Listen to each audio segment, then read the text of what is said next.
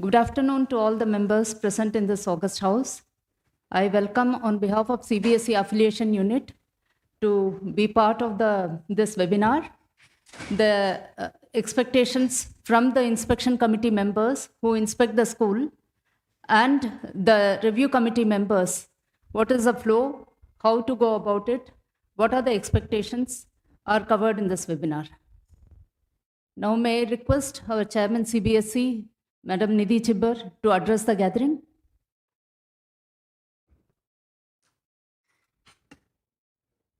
Good evening, all the IC and RC members who have joined us virtually for this session. As many of you would be knowing, we had launched the online affiliation system Saras in 21, and that was the time when some instructions in the form of a presentation were uploaded on our site and a webinar was held then. It is felt that some changes have taken place, not so much in the requirements of affiliation, but in the way we conduct the entire affiliation process, which all of you need to be aware of. And that is why we have arranged this meeting today, where affiliation unit officers will be talking to you in detail on how to conduct inspection physically as well as virtually, based on what shortcomings we have come across in the inspections and RCs in the past years. As I said, there has not been much of a change in our bylaws, the requirements which we need school to follow before we affiliate. There are some few changes, but not many. What has changed is based on our experience of the few years, which when we have introduced Saras, we feel there are some lacunae in the way in which these inspections are being conducted. And of course, board has now started placing emphasis on compliances with bylaws and with the guidelines issued by the board on various subjects. So that is what has changed. As IC members and RC members, you play an important part. The inspection committee is expected to physically verify all the information which is given by the school in its application when it applies for affiliation. And as RC members, you are supposed to verify whether the school which was communicated certain deficiencies when it was rejected initially, whether it has removed those deficiencies satisfactorily.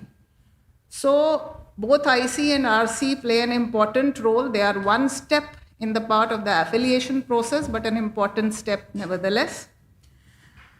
So I would begin by first advising you, many of you would be new to this, many of you would have done ICs and RCs earlier, but my first advice would be to acquaint yourself with the affiliation bylaws, with the SOPs which we have issued in respect of infrastructural facilities in schools, and also with the entire affiliation process under Saras before you proceed for inspection. Many a times, on account of having occupied the post of the principal for a long time, many people are led to believe that they know how a school should be, how a school should look like, how should it function. But we need you to focus on the requirements of the board. There are very well laid down norms which a school has to fulfill before it can be affiliated. So it is very necessary, even if you have done ICs, RCs before, please, after this meeting, when you are about to go for an inspection or do an RC, it would not hurt to reacquaint yourself with the bylaws, the SOPs, and the Saras affiliation application filling up process. As I said, we have the affiliation bylaws. I want you to understand some of the requirements under the bylaws have been made by people like you, a committee of our principals, who have decided that these are the optimum standards of anything which should be available in the school and which the board has adopted after a procedure which is followed, which is ratified by our highest body and by the competent authority. And some are because of the statutory requirements. Things like CWSN facilities in schools, which are a statutory requirement, so they have to be fulfilled. So bylaws, please remember, are inviolate. There will be no compromise on bylaws. SOPs, on the other hand, are guidelines which we have issued for the benefit of the schools to avoid ambiguity. When you talk of, say, a library and the objection is that it is not a good library, what does a good library mean? So we got together a bunch of CBSE principals, qualified librarians who have made us an SOP which defines the minimum requirements which a school library should have. So these are guidelines. By no means are we aiming to attempt, identical libraries in all the schools in CBSE. No way. But yes, these are the guidelines which a school should follow so that it has a reasonably good library, which means the meaning which we have ascribed to it in our SOP. So you have to strike a balance. You cannot force a school to say that you have to, follow the SOP 1, 2, 3 in toto, but you have to also see that it is not totally lax, it is not totally failing in that SOP either. Some new things which we have done is like cutting down on the assembly.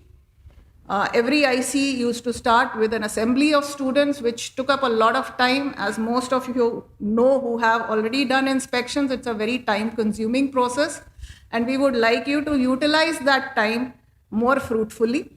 You can always interact with the students in the classrooms, which is already a part of the entire affiliation process, the inspection process. So the assembly has been done away with. And you should also tell the school, if they insist on it, that this has been done away with, and start with the inspection immediately when you reach there. Some things we have now insisted upon, as I said, like for the safety of students, a concrete boundary wall of 6 feet height on all sides, which you need to see physically. Some infrastructure which we have now made it very important compliance that they should have this infrastructure. Many of the schools did not have a composite lab. If they were seeking senior secondary, they would only make 3 science labs and do away with the composite lab. Composite lab is now mandatory for secondary level students, and it should be there. So these are the things. We now place a lot of emphasis on documentation. You are expected to check the original documents when you go to the school, match it with what has been filled in the application. You are expected to see the classroom size, measure the classroom labs and laboratories, because in many cases it has been noticed that the measurements which are filled in the application do not tally when we see it in the video. Similarly, there are apparent errors which the schools sometimes make in filling up the application forms in terms of the number of students, the number of sections, which should be carefully gone through by the inspection committee when they are there. Please ensure and instruct the videographer when you are in the school to cover each and every aspect of the application form. Whatever is asked in the application form should be seen in the video. And please make sure before you leave the school that the video is covering all the aspects in the application. If it is not, you may have to get it videographed again, because there is a limitation for us and we cannot be very sure of what exists on the ground unless you show it to us through the video. In many of the videographies which we have seen, many of the infrastructural features are not seen, which makes it difficult for the board to decide on the application. So please make sure that the videography is done properly, covering each and every aspect. My team will tell you more about it once the session goes on. There is a column you are allowed to, when you check the application, you are allowed to write a remark if you find that the information filled by the school is not correct. So, but many a times, many ICs do write verified and found incorrect. But if you are finding something which is incorrectly entered, you should also enter in the remark column as to what is the correct position. It may be in terms of the size of a room, it may be in terms of numbers of teachers. So please do write in that remarks column. This is a virtual meeting because of the number of participants. We have not been able to make it an interactive meeting, but I would welcome you to post your queries to our affiliation team after this presentation, which will be put on our website and will be shared with you. If you have any queries, please do write to us. And before I hand over the session, one last thing which I would like to say is that, as you are aware, being principals of CBSE schools, being a CBSE affiliated school ascribes a certain standard on that school in terms of infrastructure, in terms of quality of teaching and learning, in terms of facilities, sports facilities, toilets, clean toilets, good drinking water facilities. And this is when a parent looks at a school and sees CBSE affiliated, this is what a parent expects, that the board has actually seen and checked, and this school has has a standard to maintain, and that is why that is an important consideration for them to decide on a school. So let us validate this trust which the parents put on the board when we affiliate a school.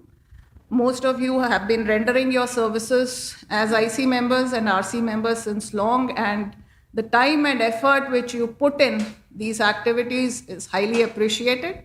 And I hope you continue to do this job which we entrust to you with utmost sincerity and justify the long, it's quite an arduous process. We have tried to simplify it, but let us justify, we have tried to make things easier for the schools, for the IC members, and we only need to bring some more rigor into the inspections, whether virtual, whether actual. And I'm sure you will very carefully listen to what will be talked to you. You will go through the bylaws, you will go through the SOPs, the presentation on a whole, resolve your doubts, if any, and make this entire process much more fruitful and beneficial to everyone, the school, to the board, and to our most important stakeholder, the students. Thank you. Thank you so much, ma'am. Thank you for this address and the expectations that is required from the inspection committee members and review committee members. Now may I request our Director IT, Dr. Antarish Jori, to address this gathering. Sir, the floor is all yours. Thank you. Thank you. Very good afternoon, Namaskar, all IC members. Honorable Chairperson Ma'am has just briefed you about the process, the expectation from you all, and also the standard where you have to take the entire CBSE system. Not on. Start again? I have to start again? Start again? Start. Okay.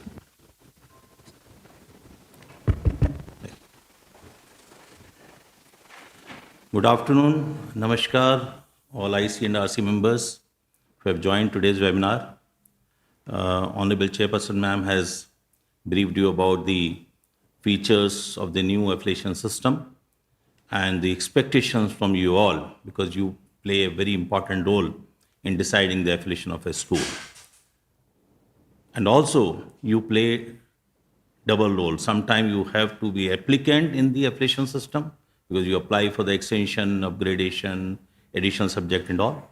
And then sometimes you have to play the role of a inspection committee member or the review committee member. Now, this affiliation system over a period of time has been changed, upgraded with the state-of-art technology. I'm happy to tell you that in 1991 we started the digitization of application system. The present system, as Honorable Chairperson Ma'am told you, that it was developed in 2020 and it was launched, the first version was launched in 2021. The second version again was launched in 2022 because we keep on upgrading the systems. And then in 2022, post July, we launched the version 3, and now it is the version 4 which has been launched. Now, what are the features and the impact of this entire affiliation system, new affiliation system? You should know, because the reason is, as I said, sometimes you may be the applicant also in this entire process. And also, if you are going as an ICRC member, I think the entire process you should be aware of, because then only you'll be able to justify your presence in ICRC member, because sometimes there may be some query from the school, so you should be able to answer. To answer that, you should know the entire affiliation system, the new affiliation system. So first of all, why this need of the Saras came up? You know, when NEP was launched in 2020, the entire genesis of the Saras lies in NEP 2020. Because NEP 2020 says, light but tight regulatory framework to ensure integrity, transparency, and resource efficiency of the education system through audit and public disclosure, while encouraging innovation and out-of-the-box ideas through autonomy, good governance, and empowerment. Because of this, the entire affiliation system of the board was revamped in 2020 December and 2021 January, February, and first version of this we launched in 2021 March. Slowly, we kept on adding certain features in this. Like, for example, this entire affiliation system is having 15 different components. Now, what are the components? The first component is the Saras application. Now, Saras application is an end-to-end online application where a school applies in the system. Through a workflow method, it goes to different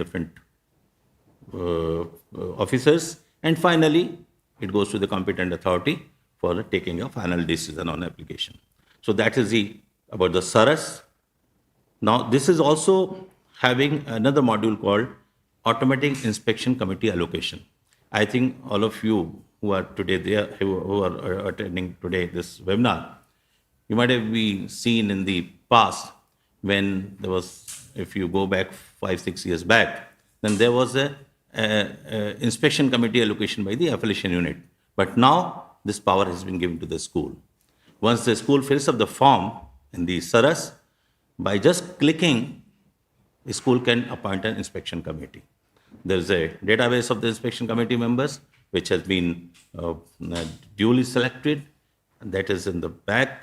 On the basis of that, 2 members are appointed automatically by the system, random members, of course, based on certain business rules. That is another component. Then there is a component of filling inspection committee report online. Okay. So earlier, if you recollect, you were filling the form, the inspection committee form, the entire report form, but now it has been done away. There will be a online report form where the existing data will be shown to you, what the school possesses, and then what you have seen there. Okay, as ma'am said, that there you have to write whether it is correct or not. If not correct, what is the correct value? So it is quite objective, report format which you have to fill. Now, this Saras is also linked to the HEROES, Historical Information Repository of a school, because all CBSE schools, okay, sometimes they do some good work, sometimes they do some violation and all. So entire repository of the communication done with the school is there with the board. So the Saras system is linked to that. So it makes it easy for the authorities to take a decision based on the previous performance of the school. Then all, as I said, it has got state-of-art technology. So we have also introduced GIS in this. In the GIS, all schools, either existing or the new, who apply in this, they are having GIS coordinates. And then on the base of these coordinates, we take several decisions. Then also, as I said, for the inspection during the COVID, when the manual inspection was not possible, we introduced the virtual inspection of the school to facilitate the schools who were not able to get the inspection done. So using the virtual inspection of a school system, which was developed by the board, and then the schools were inspected, and still this is continued in certain categories of the affiliation. Now, once the inspection is done, and suppose inspection committee rejects a school, then the school has the option to go for the review, which was earlier not there. So now in the review, the school selects the review committee member also automatically. Just by a click, the review committee is appointed, and review committee also does the same way as the inspection committee did. They will just inspect the school. Of course, it will be virtually, and then on the basis of the data available and what they have seen, they will fill up the report. So this is the on-site review committee report submission. Now, for the ease of the inspection committee who are going there to inspect the school physically, it was difficult to measure the area of the school. So we have developed an app called Sama app, a school area measuring app. Using that app, you can just go to the four corners of the school and it will automatically calculate the area. So this is app which is available on the Play Store. Then, in addition to this, we have got the payment wallet. In some of the schools, they came in bulk from some government, like for example, Andhra and Ladakh. So for them, we also introduced payment wallet system. And then because to facilitate them, to the entire amount of all schools was transferred by the concerned government into the CBS account, and accordingly the schools applied and payment was deducted from there. So payment wallet is also there. Now from this year in Saras 4.0, SQAF has also been integrated, a school quality assessment and assurance framework. So we have requested all the schools who are applying for the first time and those who are already affiliated but they are applying for some different category, that they should fill a SQAF, because the SQAF will be taken into consideration while taking a decision on the school's grant. And then, in addition to this, there is a module called Interactive Response System, where the officers of the affiliation department can directly interact with the school and can guide in case of any issue. Now, at every level, there is a compliance system. And then compliance system is such that if suppose you find that something is not correct, so you can ask for the school to give some compliance. And compliance is submitted by the school again online, and it is checked by our compliance module system, and then the people sitting to looking at the compliance. The entire this process is having on the back artificial intelligence and machine learning also. As I said, we have also used emerging technology, artificial intelligence, machine learning, which is facilitating in taking the decision. And of course, the data analytics, because as I said, the entire the legacy data, legacy files, everything is connected to this application process of the affiliation. All this together make the integrated affiliation system. As I said, there are various components of this affiliation system, and they are all linked to the single source of truthful data. What is that? OSS. I think those, since all of you are existing schools, you might be knowing, you have been updating your OSS data. It is very important for the schools who are applying for the first time and also who are existing. For the existing schools, they have to keep the OSS data updated. For new schools, the entire data which is being filled in the Saras application is being transferred to OSS for the future decisions. So OSS is also a very important component of this entire application system. Then in addition to this, when earlier you were conducting inspection, it was taking time for your remuneration to be paid by the board. But now this has also been digitized completely. Once you are submitting your report, you have to just give your bank detail, bank account and IFSC code. The moment your report is submitted, the amount will be transferred to your account. The remuneration amount will be transferred to your account. So that is called the integrated payment system for affiliation. So this is the complete Saras system. Now, as I said, the OSS, what the OSS is. OSS is a very important component of this entire affiliation system, and not only for affiliation system, for the other systems also like examination and other. It is a very important data on the basis of which we are taking a lot of decisions, maybe in the examination for the sports and all. Now, what all it contains? It contains the basic school information, school's photos and videos, and all photos should be geotagged. Okay, how geotagged photos are taken? After enabling the GPS. Okay, then all faculty details, academic details, what are the subjects being offered by the school at secondary and senior secondary level, infrastructure details, student details, section-wise intake and present strength and all. Then school location, how far it is from bus station, how far it is from metro station, how far it is from railway station, how far it is from the airport, police station and all, and the bank to take the decision for the examination purpose. Contribution towards environment protection, because CBSE is very, very, keen that all the schools should contribute to the environment. So what all you are doing for the environment, maybe rainwater harvesting, planting of trees, saving of, water, and no plastic and all that. So that is also there. Then sports activity, what are the sports being organized in the school? That is also being taken in this OSS. Chairman, president and correspondent details, and the SMC details, school managing committee details. Then website information. Other vital details such as fee structure, salary details, details of teaching and non-teaching staff, etc. And then UDICE related information. So these are the information which we are taking in OSS, and I'll request all the existing schools that they should ensure their OSS is complete in all aspects, because that becomes the basis for their next time when they apply for any category of affiliation. So you can accordingly guide. Now, as I said, what are the features of this entire application? I'll just brief it. All end-to-end online system, as I said, we have different, part of the form. KYC is there for the new application, Part A, Part B, Part C. KYC, Part A, Part B to be filled up. Part C will be filled up after the school is granted affiliation. Then only statutory documents are to be, enclosed in the application. As I said, single source of data, linkage of the DGC files, and also the entire status of the school is available on the progress panel. The school can just click and just see where the application is, what is the status of the application. The total transparent system, all grant and rejection letter and the compliance letters are also available on the dashboard.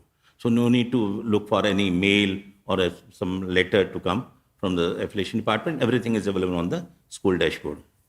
Now, how it has affected? It has reduced the number of documents. Earlier, many documents were being taken. Now only 6-7 documents are being taken. Time has been reduced. Disposal has become very quick. And then it is conforming to ease of doing business and ease of living for the schools.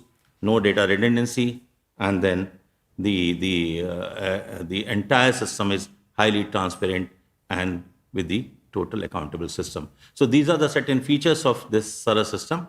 So I think you should be aware of this. So this was, now after this, I'll hand over again to Mrs. Dharni, Joint Secretary Affiliation. She'll tell you about the expectation from IC and IRC members. Thank you very much. Namaskar.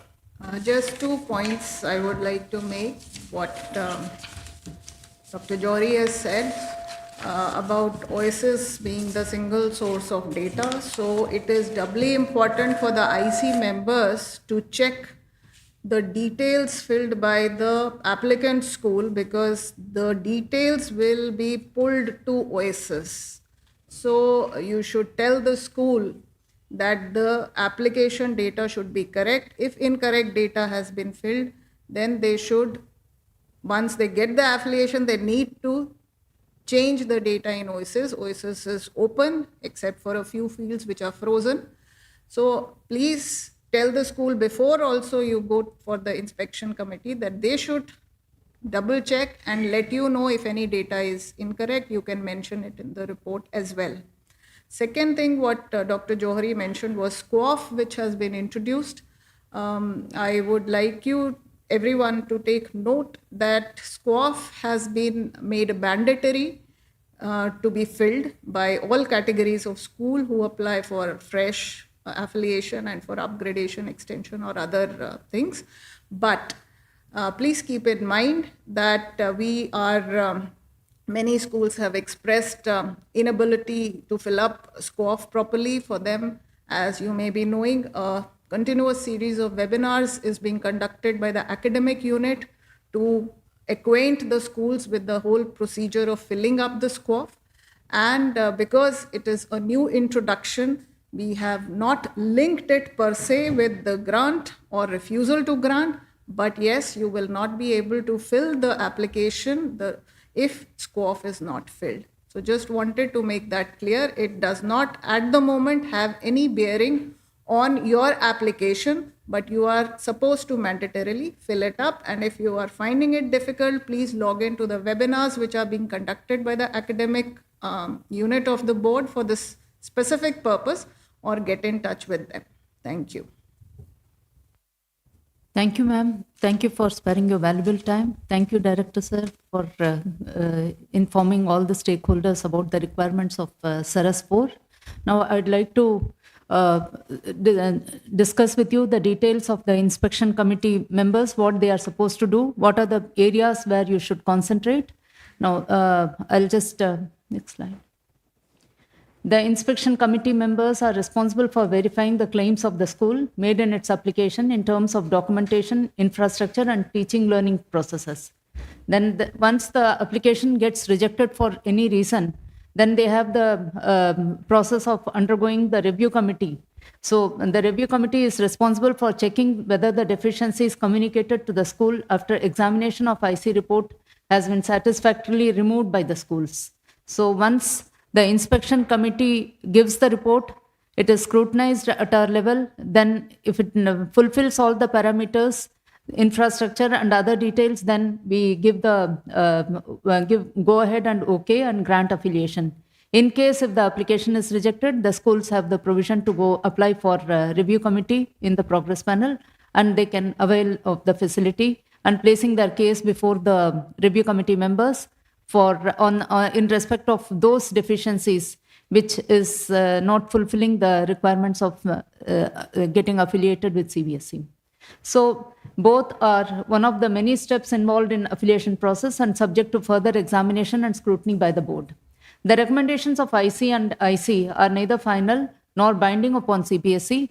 However, I'd like to inform you here that we are based on your inputs, whatever you have seen through physical mode or through virtual mode, that has been scrutinized by CBSE, and thereafter, whatever the shortcomings are, that is communicated to the school. So whether you recommend or you don't even recommend, again, it will be subject to scrutiny, and that too, we see the videos as well as the inputs given in the online application form as well as in the report. Then first, most important thing, inspection committee should read and acquaint themselves with affiliation bylaws and SOPs and guidelines issued by CBSE. All these things are available in the Saras portal. These SOPs are issued from time to time, and even the guidelines are given. So wherever you need any guidance, these things are very much available. The inspection committee shall function to be more of an observer rather than as an advisor. In the past, especially in Saras 1, 2, and 3, we have seen that most of the IC members have been giving advice to the school which is under inspection or scrutiny.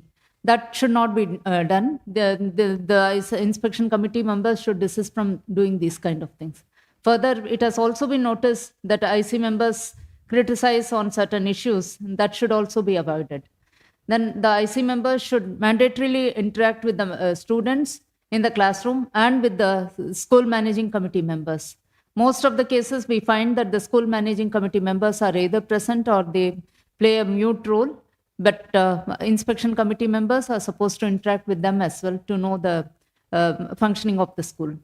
Then preferably the inspection committee should be fixed on a working day.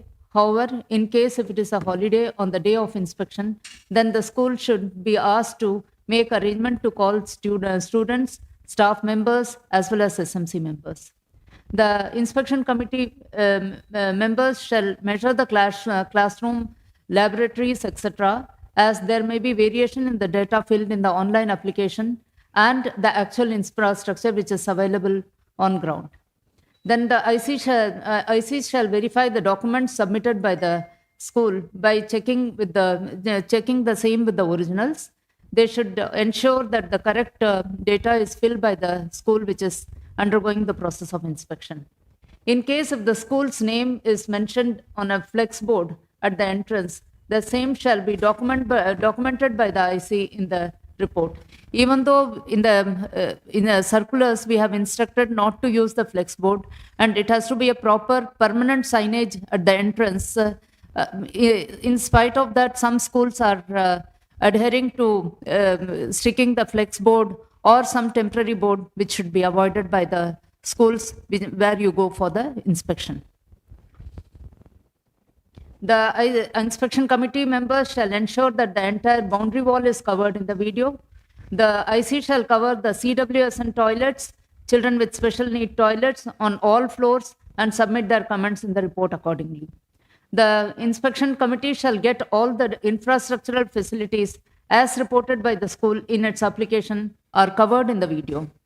The videography must start from the entrance of the school, covering the name of the school, then covering the boundary wall, and subsequently covering the other infrastructural facilities available with the school. If there are more than one building blocks, then videography should cover the infrastructure available in all the blocks. At times, some buildings are not put to use, but still it is not covered in the video. Such kind of practice should be avoided. The inspection committee members shall ask and verify as to what for the building is used for. At times, some small guard room type of things are covered inside the school premises. Even these proper queries should be made to the school as to what for the use, what is the use of that block or that separate building, so that the actual report is reflected in the online application. Then if there are other buildings such as hostels, canteens, storerooms are inside the campus, the same should be mentioned in the report. The school shall be instructed in advance to arrange for a professional videographer. And videography must be in continuity. There shall not be any break in the video. And this becomes difficult if there is a break or there is some connectivity issue. It is difficult for us to scrutinize the application. And it is based on your inputs, the further decision is taken by CBSE. If possible, aerial shot covering the entire boundary wall should be covered in the videography. Then the inspection committee shall review the video before submission so as to ensure that all the infrastructural facilities are covered. If everything is not captured in the video, then it is difficult for the board to examine the application properly. The video shall be clear, as already informed by Chairperson Madam, that lot of time is wasted in the assemblies. So as assemblies are preferably not to be covered in the video in order to save time, and we concentrate on the actual facilities that is available with the school. Instruction for covering the video as per circular dated so-and-so issued on 24th of March shall be adhered to.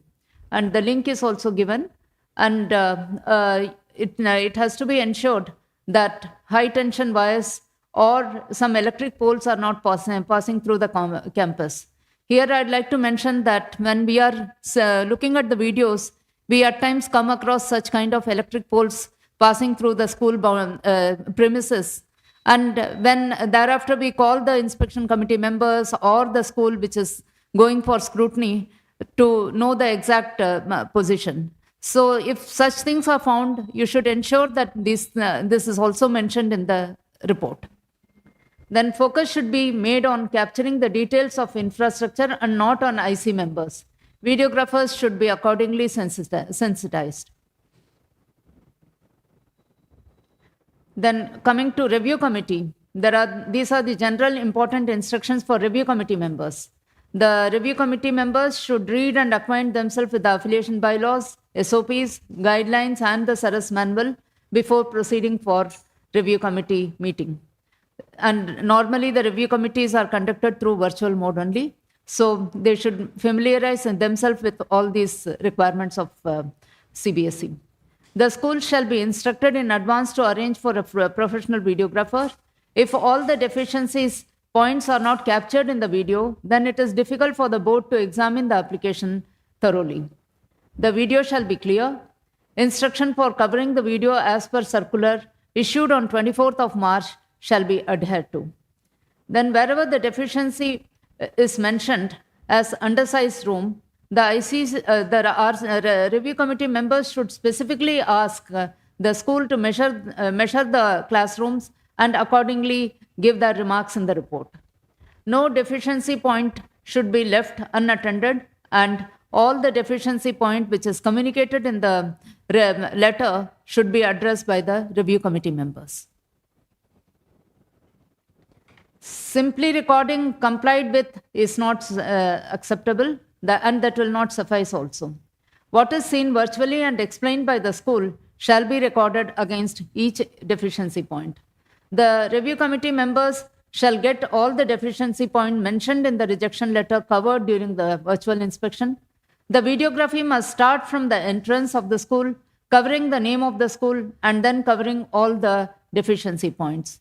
At times here also I'd like to inform all of you that we have had some painful moments in ascertaining the exact details, because at times the school is not able to present their case properly and the review committee members are not able to record the points in the report. So I request all the review committee members to be very meticulous and follow the guidelines and SOPs issued in this regard.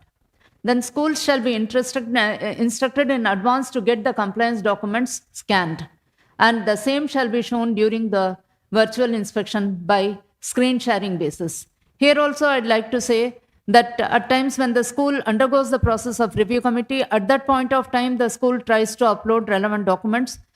Otherwise, it is giving a lot of time is consumed in uploading such documents. So they should be well prepared, and in advance they should upload the documents so that it is easy for the review committee members to analyze and give their report accordingly.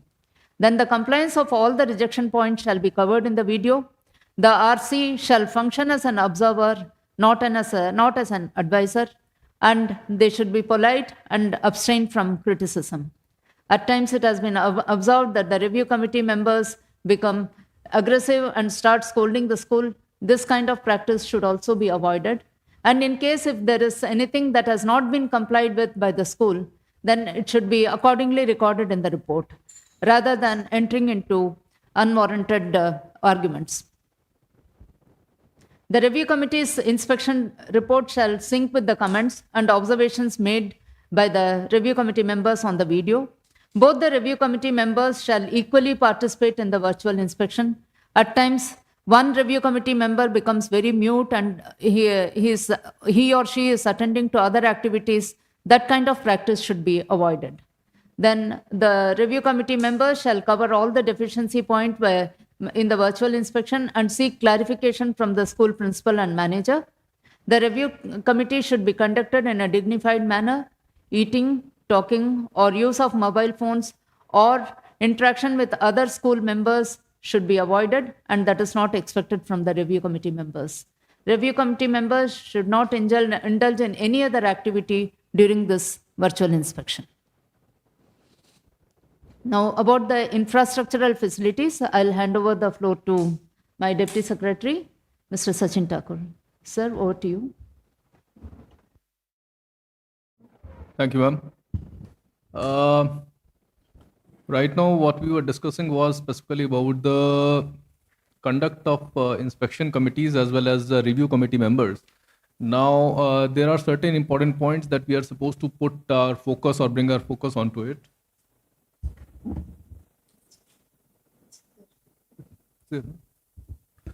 Okay.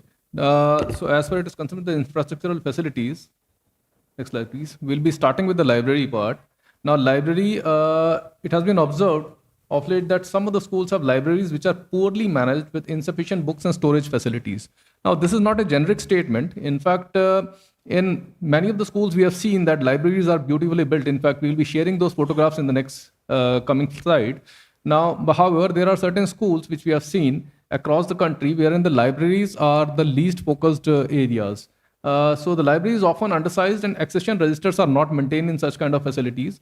The libraries should be set up in a room with minimum size of 112 square meter with proper chairs, tables, books, shelves, almirah, magazines, etc. At the time of inspection, the quality of the books shall be observed. Now, I would like to bring your focus on this particular point because we have seen, and in fact, we have come across certain cases in ICs as well as in RCs, wherein simply to show the number of books, the books were simply stocked in the libraries.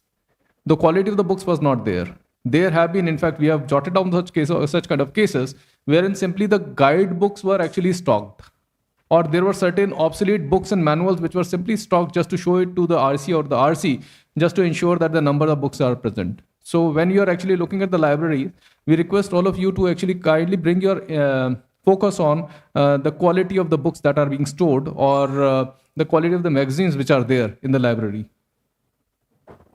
Now, these photographs are not sacrosanct. They are simply the indicators of the kind of libraries that we don't expect the schools to have.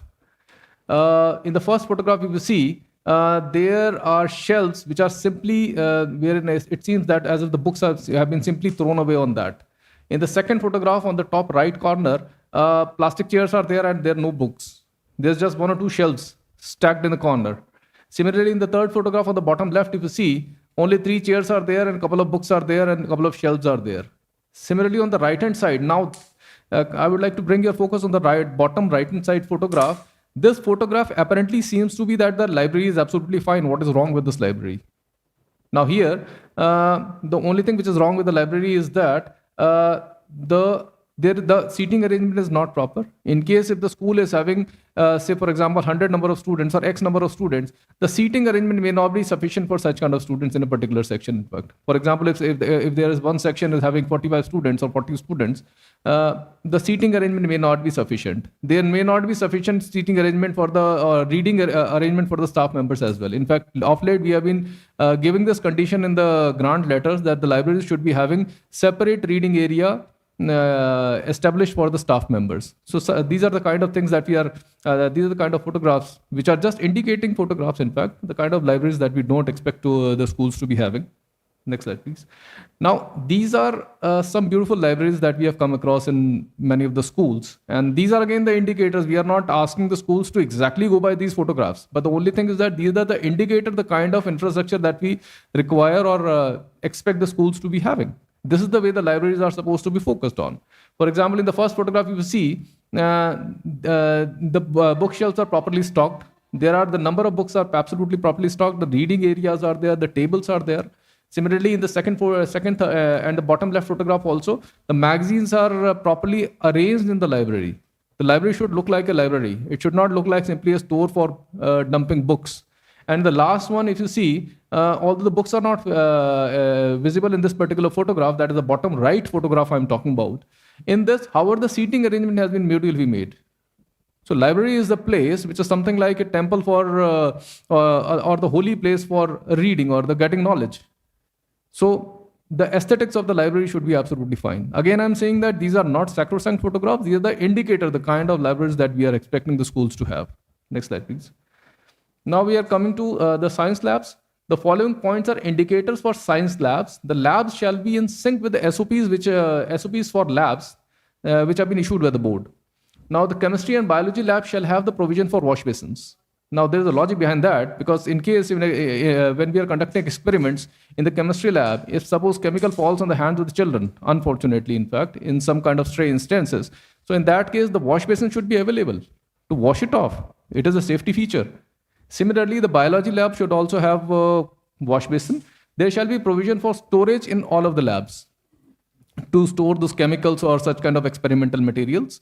There may be a provision for exhaust also, because when we conduct experiments in the chemistry lab, fumes from emerges from the chemicals. For example, suppose we are conducting chemicals, say experimentation with a hydrochloric acid or H2SO4, sulfuric acid kinds. So in that case, definitely the fumes are going to be there. And just to avoid that thing, exhaust will be expected in the lab, in fact. And it has been observed that often the physics and biology labs are established on temporary iron or wooden tables. This is not acceptable. There shall be an arrangement for permanent tables or bases for keeping materials and conducting experiments. Preferably, the workstation shall be made up of stone or steel base, and the science labs may have 2 entrances for separate entry and exit. Now, there is a logic behind this. Why we are asking for a permanent basis for conducting experiments is because in case if there is a temporary table, then it may topple down. If the table topple down, then definitely the children who are the students who are conducting experiments will be harmed. So avoid such kind of instances. We are specifically bringing our focus on having a permanent stationary base for conducting of experiments.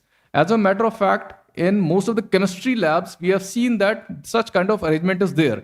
However, biology and physics labs are and composite labs are the ones which are most neglected. And the logic behind having 2 entrances is that in case of any kind of unfortunate instance, there should be an exit route. The sitting arrangement shall be on wooden stools. Plastic chairs are not acceptable. The lab shall be adequately stocked with the material for experiments. There shall be no curtains in the science labs, and plastic chairs shall be avoided. Now, in majority of the cases of especially the new schools which are coming in, or the schools which are planning planning for upgradation, we have seen that the labs are not properly stocked. Now, if the labs are not having experimentation material, then we can very well understand that how the experiments are going to be conducted by the children. What will they learn in the labs? So that is the whole logic behind having the labs to be properly stocked. Next slide, please. Now, these are the few science lab, again, like libraries also. These few photographs are the indicating photographs. They are not sacrosanct, but however, such kind of labs are not desirable. Now, in the first photograph, if you look, that is the top left photograph. Apparently, when we have a look at it,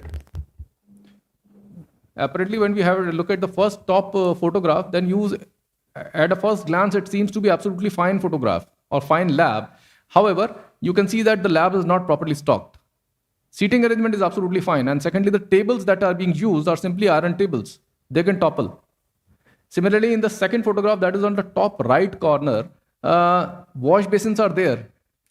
But the beauty of the photograph is that there are no drainage pipes. So the wash basins have been installed just to show it off to us that, okay, wash basins have been installed, that too on the temporary tables. Similarly, on the bottom right photograph, the lab has been installed in a classroom. Practically, it is something like a classroom in which the lab has been installed, which is not acceptable, in fact. And in the bottom left photograph, if you see, hardly any equipments or you can say experimentation material is available in the lab. And moreover, it is something like a wooden table with with iron legs. The table can definitely top it off. The next slide, please. Now, these are the science labs which are desirable, in fact. Again, I am reiterating my word that it is not there. These labs are not sacrosanct, but you can actually see these are the 4 photographs which we have picked up from some random schools who have constructed and established labs beautifully. So such kind of lab, if you see on the top right photograph, the permanent fixtures are there for the base of conducting experiments. Chemicals are properly stocked.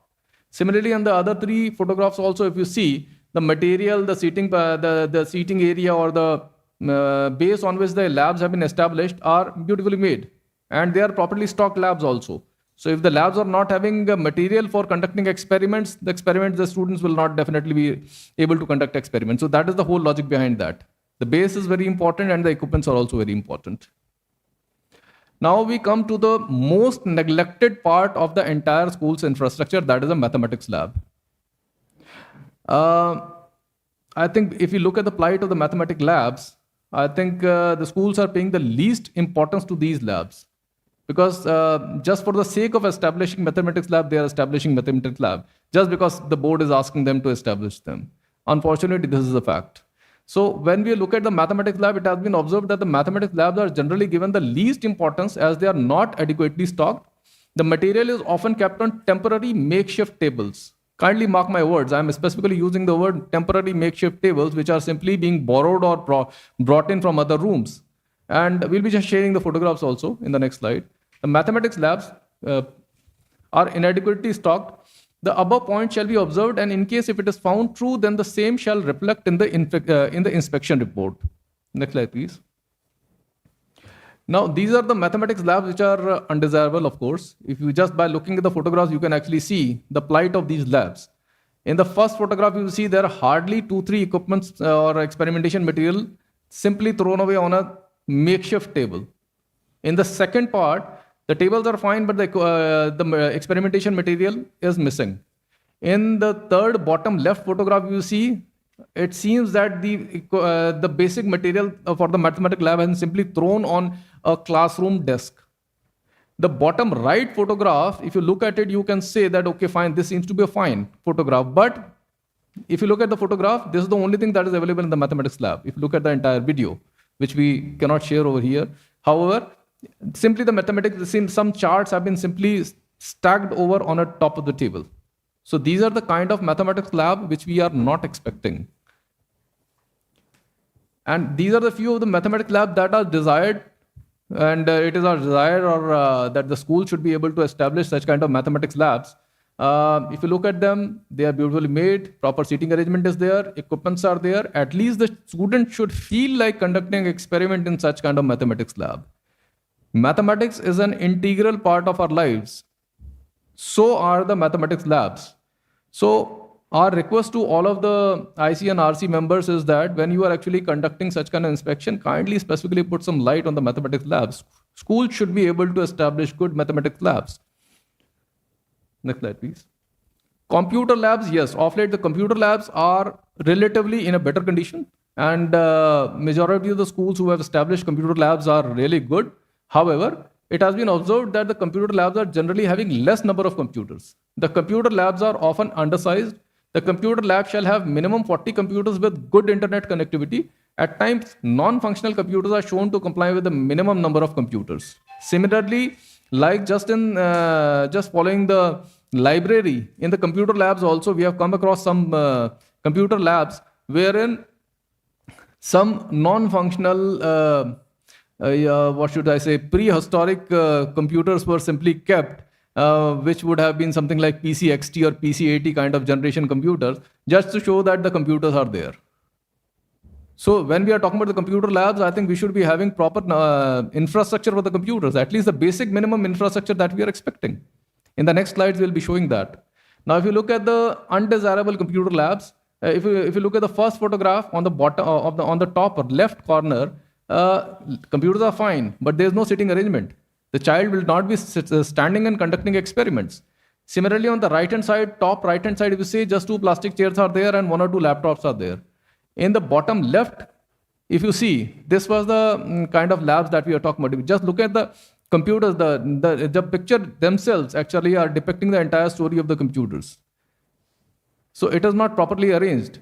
The computers are not there. Just for the sake of installing computers, the computers have been actually kept on the tables, or rather I should say thrown on the tables. The same story goes for the bottom right photograph also. Now, these are some of the beautifully made or beautifully established computer labs. Again, we are not saying that you should go sacrosanct with these photographs. However, these are the indicators depending on the budget of the schools or the kind of locality they are established in. They can establish different kind of computer labs. However, the computer labs should be having good ambience, and as well as they should be having the minimum kind of infrastructure that we are expecting from them.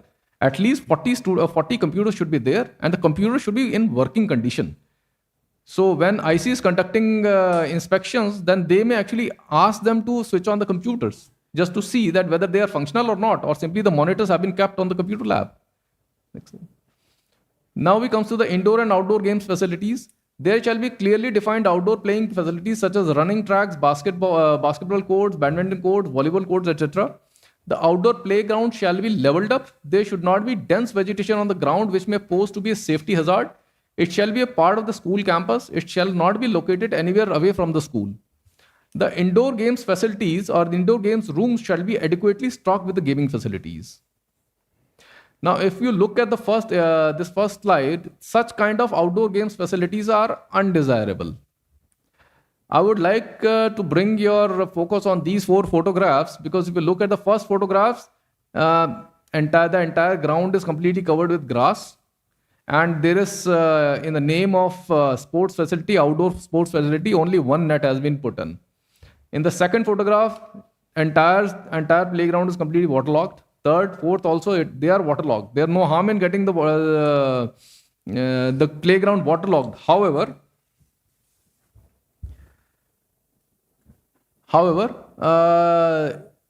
if you look at the facilities which are there in the outdoor games facilities, the outdoor games facilities are absolutely not visible in these photographs.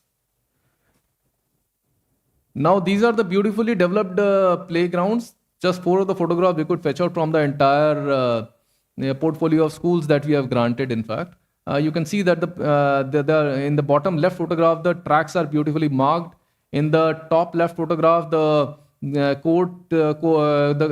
basketball boards or lawn tennis courts are beautifully marked. Similarly, in the right and bottom right photographs, you can see. So such are the kind of outdoor facilities that we are expecting from the schools. Similarly, indoor games facilities, if you look at it, you can see that this is the plight of indoor games facilities in many of the schools, in fact. This picture speaks volume for themselves, in fact.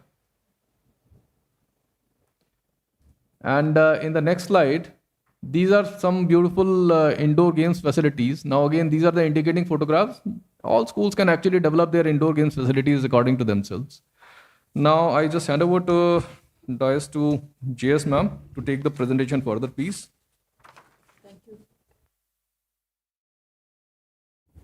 In other words, there should be an intention to implement whatever the guidelines are mentioned and the SOPs laid down. And we look into all the aspects very meticulously, and thereafter the affiliation is decided. Now, coming to children with special needs, this is not something new that CBSE has been insisting upon. This is already there. Rights of Persons with Disabilities Act is in vogue. And in addition to that, we have, earlier also by way of circulars, we have been asking that inclusivity should be there in the school institutions. So one may come up with the argument that why CWSN suddenly you have introduced. This is the need of the statutory requirement of the law of the land. So there has to be inclusivity in the school premises. So why CWSN may be asked by many schools, but it is the statutory requirement, and they have to have ramps, and the ramps should be of proper gradient so that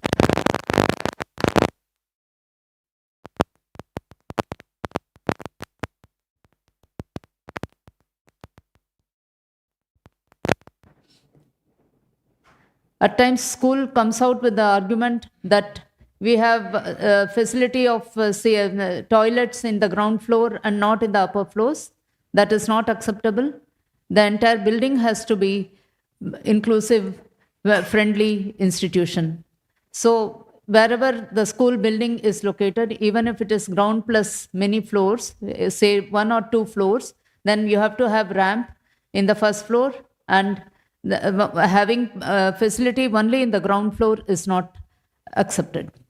Then we have, some schools have converted the regular toilets into CWSN toilets, which is also not acceptable, because at times it is difficult for a wheelchair navigator to have free access inside the toilet.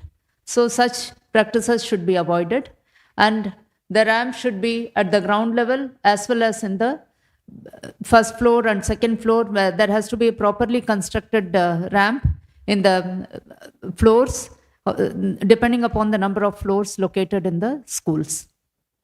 Next. Yes. The affiliation bylaws has already specified about the rights of persons with disability in Rule 14.1.5 and 14.1.52. And again in Chapter 2 also, there has been this requirement has been insisted upon. The school shall not put a child on wheelchair for the purpose of demonstration of CWSN provision. Recently, while scrutinizing the application, we have come across a case where a child child with certain impairment was asked to walk on the floor in the ramp. That kind of things should not be adhered to.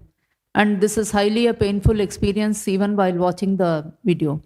So such practices should be avoided. CWSN provision should be made in such a way that child should be able to navigate on its own. CWSN toilets in places like staff rooms are also not acceptable because, as I said in the initial address, that there has to be an intention to comply with the requirements of the bylaws as well as the statutory provisions. Then there shall be a ramp at the entrance of the school building so as to facilitate the ease of passage of CWSN candidates. The ramp shall have a low slope gradient. It shall have railings on both sides, and it shall not be made of makeshift wooden material. It shall be constructed with permanent concrete material, and then the ramp should be constructed in consonance with the circular, which is given in the circular dated 6th of March. I'll be sharing with you some photographs.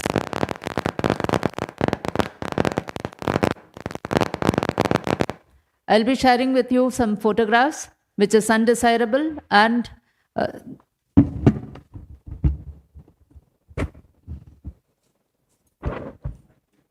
which are good ones also. Those pictures will also be shared in the forthcoming videos. Early one.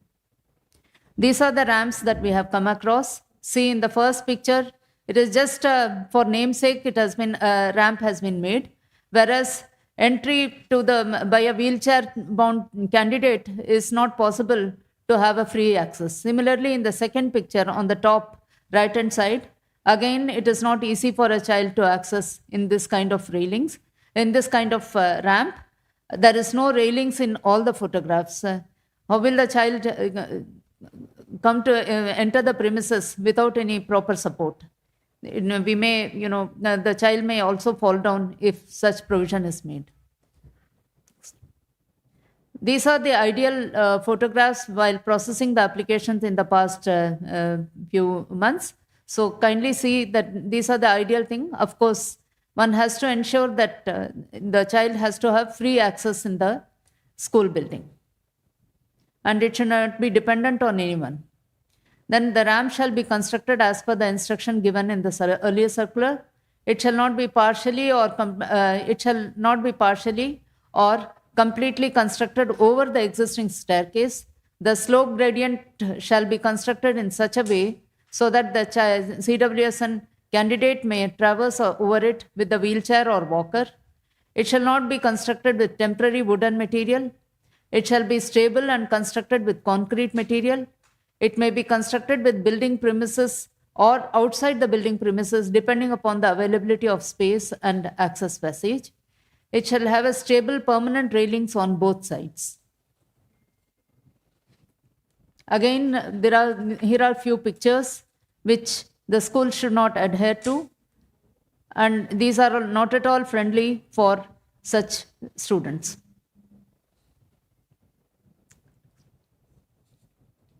These are few photographs where we have come across. They are good ones, so one can have an idea as to how a ramp should be constructed. Similarly, even in case of lifts, the lift should be in such a manner that a wheelchair-bound student can enter the lift. It's not that the child can have to depend on someone else for going to the upper floors. Next. Here are the few photographs. The lift shall have entrance wide enough for wheelchair or walker to navigate inside it smoothly. It shall be able to access all the floors of the building. Then first and foremost thing about the toilet, CWSN toilet shall have enough space to navigate the wheelchair or walker. Separate CWSN toilets for boys and girls shall be constructed on all floors of all the blocks which are used for classrooms, labs, library and other labs, etc. by the school. There shall be a permanent signage indicating the floor and other necessary information such as CWSN and gender. Gender should also be mentioned. The words such as disabled, handicapped should not be used and it shall be avoided. Makeshift small hand railings installed are not acceptable. The hand railings shall be in sync with CWSN circular issued on this subject. These are few photographs which was not accepted and it was subject to rejection. And here are few examples that we are bringing into your knowledge. Such kind of toilets should be avoided. These are few photographs where the schools have made a sincere effort to construct the CWSN toilets so that it is easy for such child to use. Then next comes the boundary wall part of it. In our circular as well as in the manual, it has been insisted that it has to be 6 feet concrete boundary wall, and it is to ensure that the safety of children and they don't go outside the school premises during the school hours. The boundary wall shall be covered in entirety. The inspection committee members as well as RC committee members need to ensure that the school is bounded from all 4 sides with 6 feet height boundary wall. It has been observed that many of the schools have designer front boundary wall. In such cases, the boundary wall is observed to be partially covered with grills. There may be small spaces in between the boundary wall. There may be small windows in the boundary wall, etc. Such boundary walls is not accepted and their details should be mentioned in your report. In case if there is an adjacent building with the school with or near the school premises, even in such cases, school shall have 6 feet boundary wall separating that building from the school premises. The school may have grills over and above 6 feet high and it should not be covered with 4 feet height of concrete boundary wall covered with grills. Such things should be avoided. So our SOP as well as the instruction is very clear on this point, that it has to be a 6 feet concrete boundary wall constructed and covered from all 4 sides. Then it should be in continuity. While taking the videography, the boundary wall should be in continuity and there shall not be any gaps in between the boundary walls. These are the few pictures where such boundary walls have been constructed and we have seen at the time of looking into the videography. These kind of boundary walls are not accepted.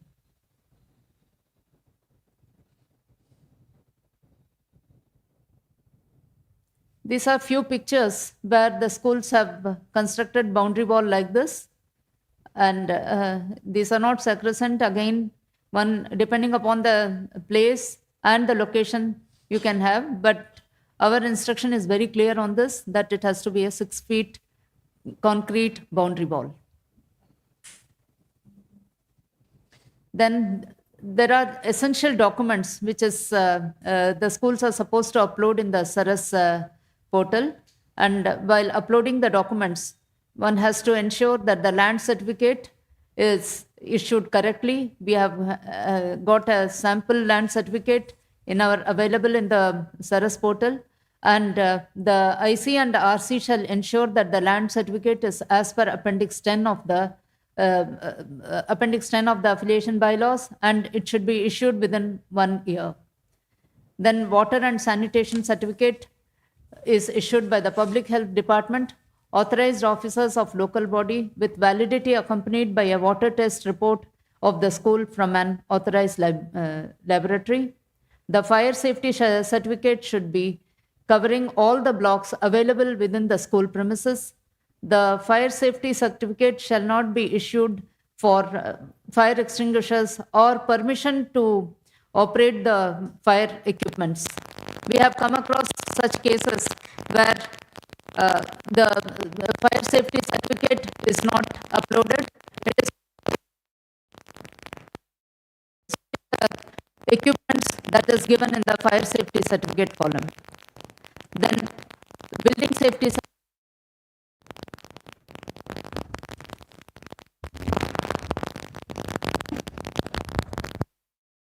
Building safety certificate should be issued by Public Works Department by an officer of a minimum rank of assistant engineer.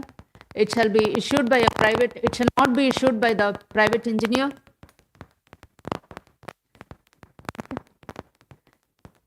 And there should be validity period mentioned in the building safety certificate. NOC, no objection certificate, is again mandatory for all schools to have NOC from the concerned state. If the NOC is issued up to a certain level, then level of class, the same shall reflect in the ICRC report. The recognition certificate shall be available for classes 1 to 8 with validity.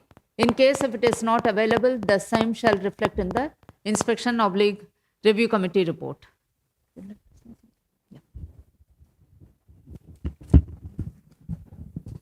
Thank you, ma'am. Can you please take me to that first CWSN, that whys of CWSN slide?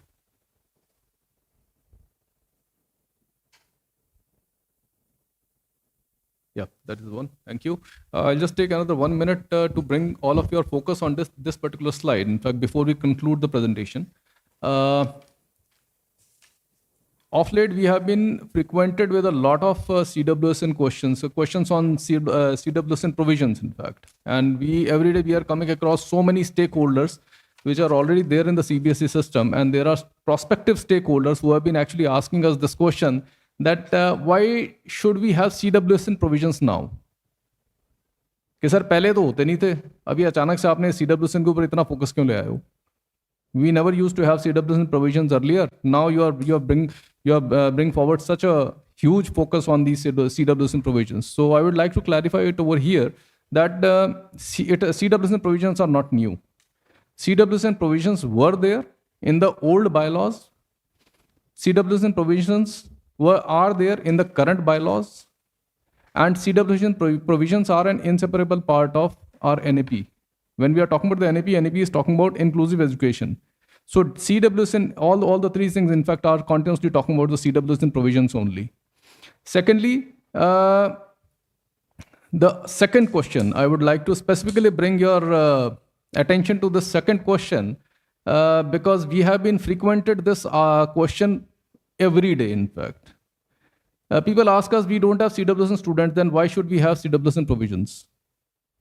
Now over here, the situation is something like a chicken and egg story. If I don't have students, I will not make CWSN provisions. And since I don't have CWSN provisions, I will not take in students. So we actually have to break this vicious circle. We have to come out of this vicious circle, and specifically because of that, the board is putting so much of focus and attention on CWSN provisions. The portfolio of CWSN provisions is wide. If you look at the circular that we have issued, it is covering a number of facilities which are supposed to be there for children with special needs. However, in order to take the first baby step, we have focused our attention on 3 points. And the first point is the ramp at the entrance. Second point is the ramp and lift to access upper floors. And the third point is CWSN toilets.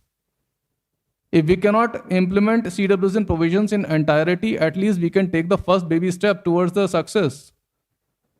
So our request in the sense, I on behalf of the entire affiliation team and the board, request all of the stakeholders and the prospective stakeholders to kindly bring attention on the CWSN provisions, in fact.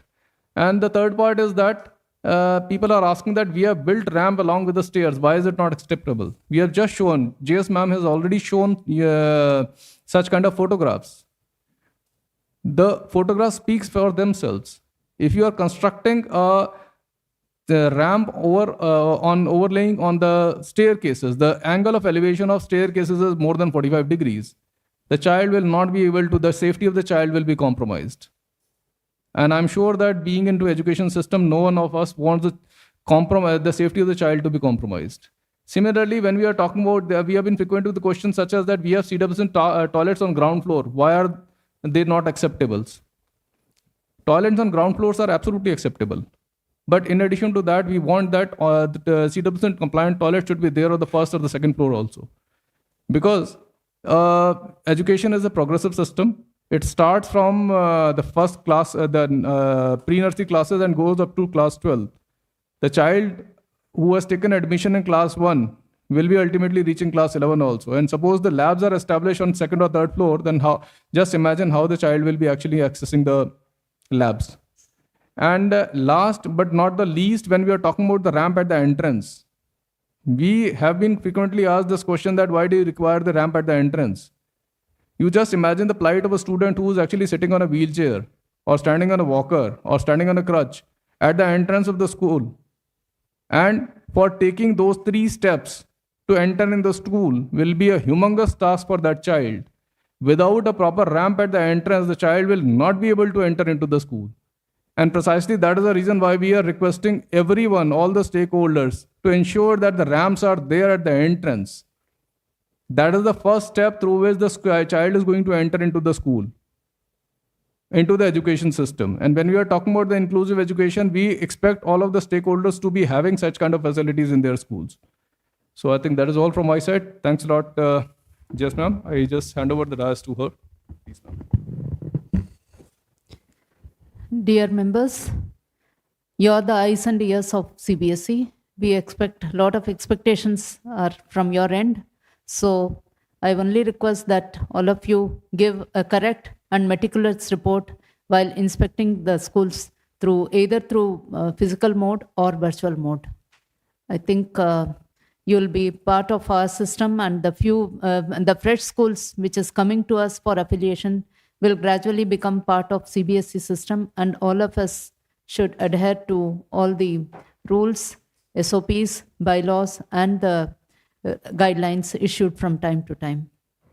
Thank you for being part of this session.